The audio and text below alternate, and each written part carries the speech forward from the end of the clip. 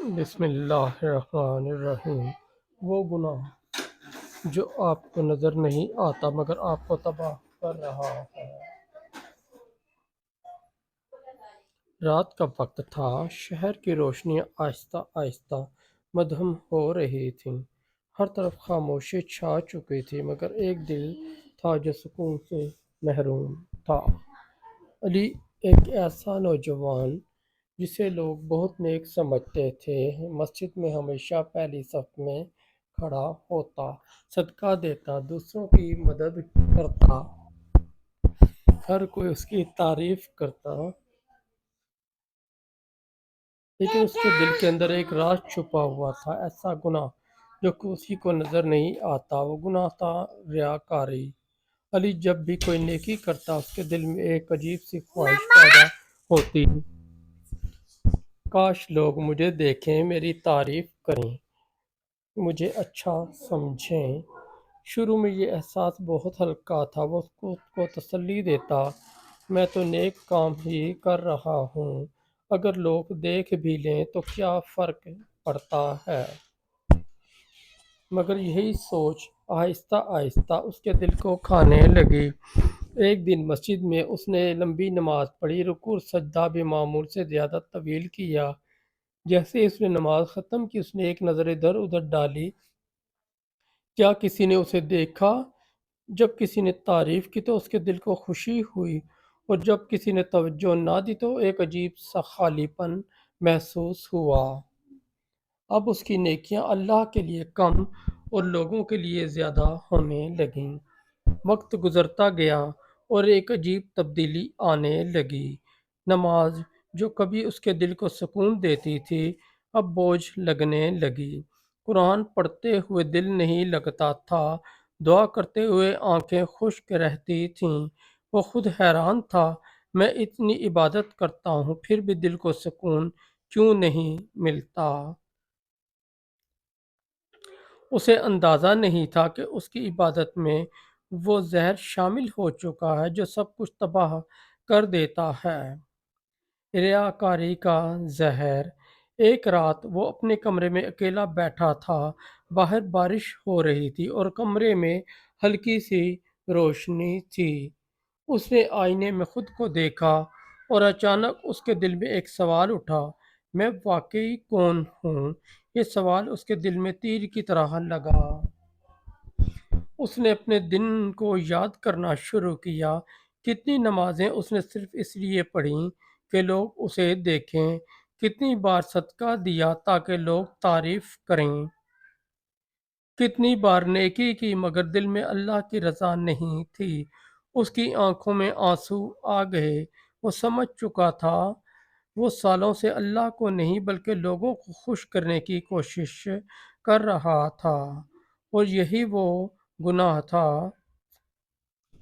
جو اسے اندر سے تباہ کر رہا تھا۔ اچانک اسے ایک حدیث کا مفہوم یاد آیا، قیامت کے دن ایک شخص کو لایا جائے گا جس نے دنیا میں بہت نیکیاں کی ہوں گی، مگر اللہ فرمائے گا تم نے یہ سب لوگوں کو دکھانے کے لیے کیا تھا، اب انہی سے اپنا اجر مانگو۔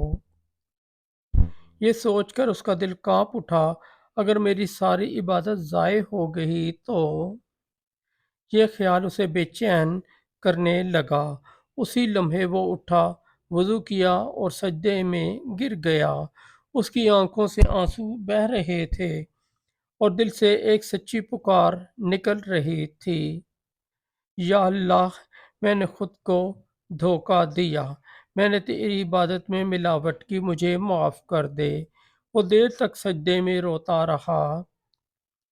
یہ آنسو دکھاوے کے نہیں تھے، یہ سچے تھے، خالص تھے۔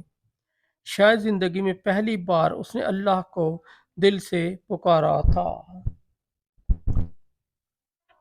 اس رات کے بعد علی بدل گیا، اب وہ نیکی کرتا مگر کسی کو بتاتا نہیں تھا، صدقہ دیتا مگر خاموشی سے، نماز پڑھتا مگر صرف اللہ کے لیے۔ اگر کوئی تعریف کرتا تو وہ دل میں ڈر جاتا، یا اللہ، میری نیت کو خراب نہ ہونے دینا۔ آہستہ آہستہ اس کے دل میں سکون واپس آنے لگا، نماز میں وہ لذت محسوس ہونے لگی جو پہلے کبھی نہیں ہوتی تھی۔ قرآن پڑھتے ہوئے آنکھیں نم ہو جاتیں، دعا کرتے ہوئے دل کانپ جاتا۔ وہ سمجھ چکا تھا اصل خوشی لوگوں کی تعریف میں نہیں بلکہ اللہ کی رضا میں ہے۔ ایک دن اس کا ایک دوست اس سے ملا اور بولا، علی تم پہلے سے زیادہ خاموش ہو گئے ہو، مگر تمہارے چہرے پر عجیب سا سکون ہے، راز کیا ہے؟ علی مسکرایا اور آہستہ سے بولا، میں نے لوگوں کے لیے جینا چھوڑ دیا ہے، اب میں صرف اللہ کے لیے جیتا ہوں۔ دوست نے حیرت سے اسے دیکھا، مگر علی کے دل میں ایک عجیب سی روشنی تھی۔ وہ روشنی اخلاص کی تھی۔ سبق: یاد رکھیں، ہر گناہ نظر نہیں آتا، کچھ گناہ دل کے اندر ہوتے ہیں۔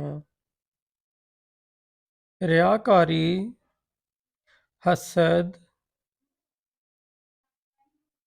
تکبر، بدنیتی، یہ وہ گناہ ہیں جو خاموشی سے انسان کو تباہ کر دیتے ہیں۔ اگر ہم اپنی نیت کو درست نہ کریں تو ہماری ساری عبادت ضائع ہو سکتی ہے۔ آخری پیغام: اللہ آپ کے اعمال سے زیادہ آپ کے دل کو دیکھتا ہے۔ آج ہی اپنے دل کا جائزہ لیں، کیا واقعی ہماری نیکیاں اللہ کے لیے ہیں؟ دوستو، اگر آپ کو ہماری اسٹوری اچھی لگی تو ہمارے اس چینل کو سبسکرائب کر دیں، اس ویڈیو کو لائک اور دوستوں کے ساتھ شیئر کر دیں، اور ہمارا دوسرا چینل ہے جے وی انصاری، اس پر بھی ضرور وزٹ کریں، اس پر آپ کو بہت اچھی اسلامی اسٹوریاں ملیں گی۔